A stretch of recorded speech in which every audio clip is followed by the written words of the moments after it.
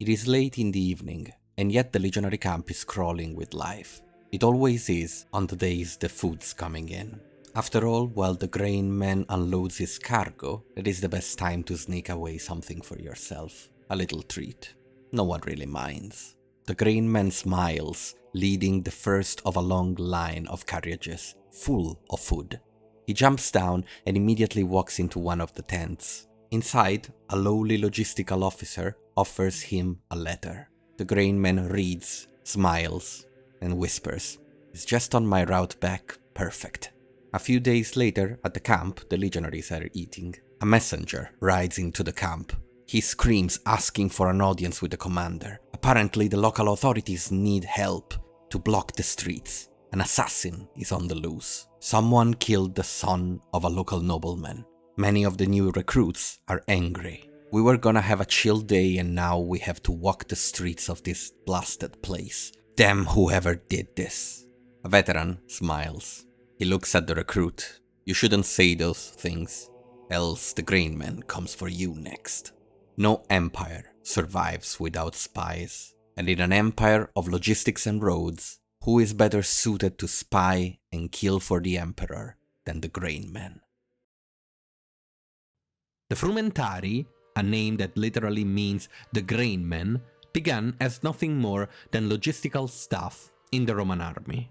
Their role was essential but dull, ensuring that the supply of frumentum, or wheat, reached the legions wherever they were stationed. Rome's military machine, after all, was built not just on steel, but on sacks of grain. In an empire that stretched from Britain to Arabia, keeping soldiers fed required a vast and mobile network of supply agents. These men requisitioned food, managed transport, and moved across provinces under official orders. But as often happened in Roman history, a bureaucratic necessity became a political tool. The earliest mention of the Frumentarii are from the late Republic and early Empire, when their role was purely logistical. But by the reign of Domitian, from 81 to 96 AD, and more explicitly under Hadrian, from 117 to 138 AD, something changed. The emperors realized that these men were already moving across the empire, speaking with governors, mingling with soldiers and merchants, all while flying under the radar. And that made them the perfect agents of imperial control. Hadrian, a paranoid and hands-on ruler, formalized this transformation. The Frumentarii were recognized and placed under tighter central supervision. Their headquarters, the Statio Peregrinorum, was established on the Celio Hill in Rome. Officially, it was just a base for foreign visitors, peregrini, and imperial quarters. Unofficially, it became the beating heart of the empire's internal intelligence network. From there, Frumentarii could be dispatched across the empire as couriers of imperial letters, edicts, and instructions. But these dispatches often carried more than ink, they carried threats, surveillance orders, and death warrants.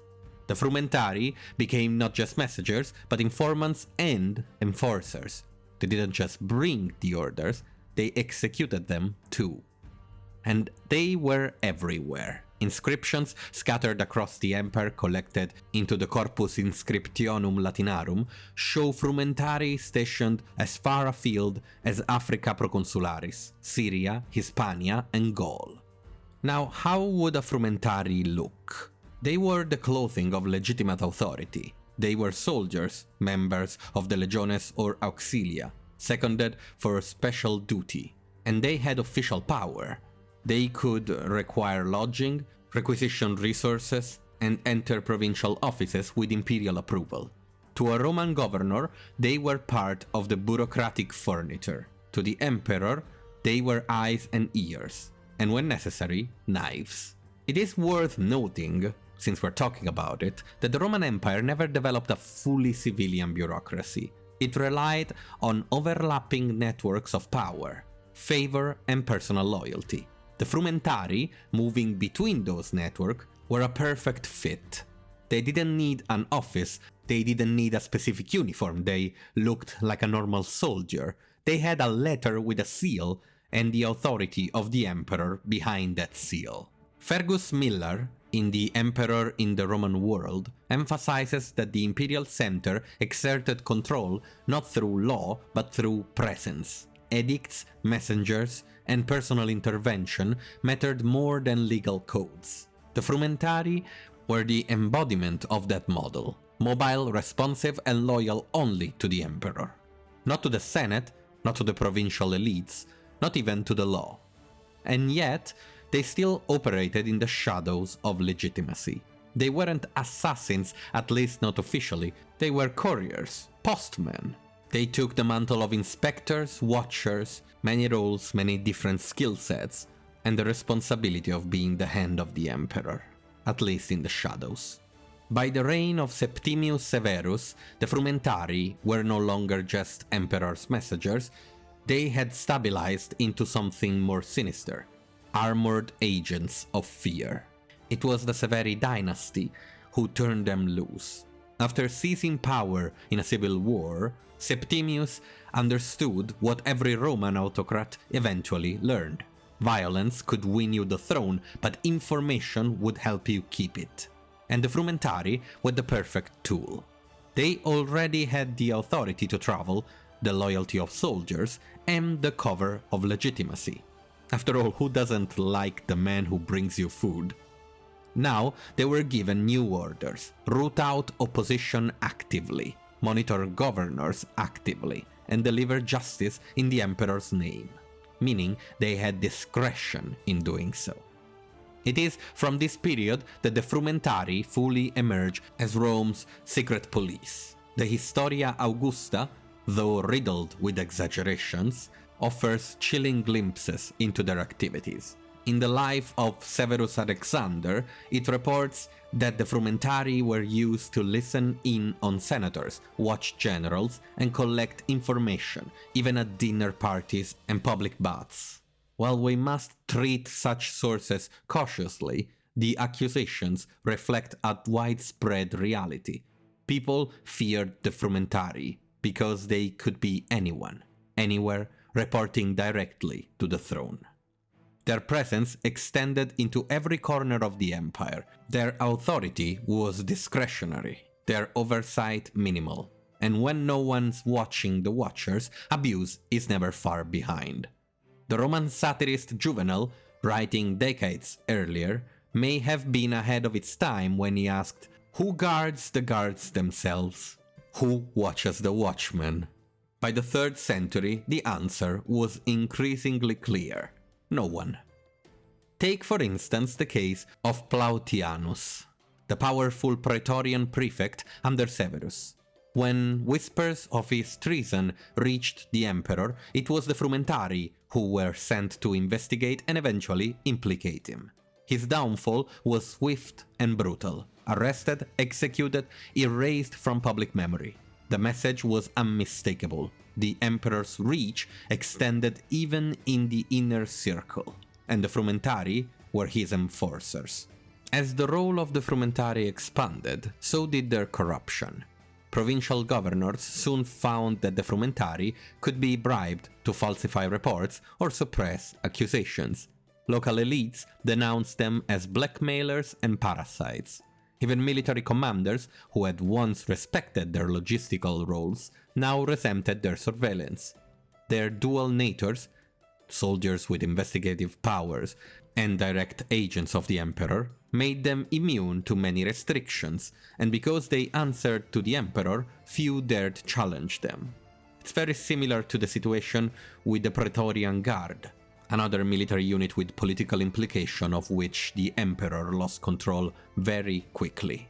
Interestingly, their training remained mostly informal. There was no dedicated academy for spies. A Frumentarius might be selected from the ranks of the legions, often someone literate, disciplined, and politically reliable, or from any other military organization. There are even positive examples. On some of the inscriptions we have, Frumentarii retired and became local priests in North Africa. Not all of them were monsters or became monsters. By the early 4th century, the Frumentarii had become too effective and too hated for their own good. Their presence inspired not just fear, but open resentment in a system, such as Rome, that was a monarchy masquerading as a republic. The Frumentarii destroyed that masquerade, showing the empire naked to their victims. Governors, senators, and military commanders lodged quiet complaints against them. In towns across the empire, they were accused of blackmail, intimidation, and extortion.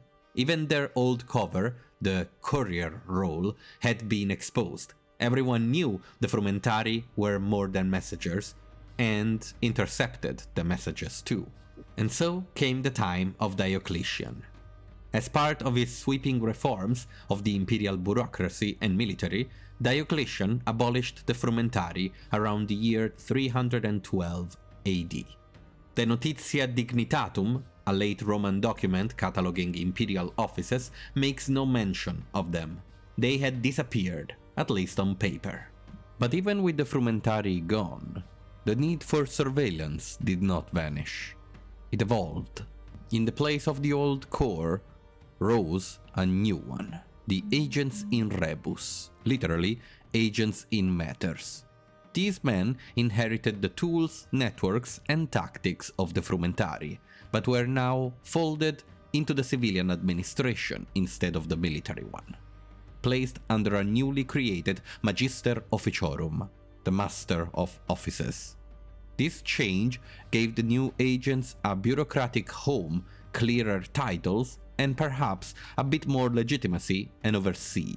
Zosimus, writing in the early Byzantine period, claims that the agents became even more intrusive than their predecessors. They spied on bishops, enforced religious orthodoxy, and reported on the private affairs of governors.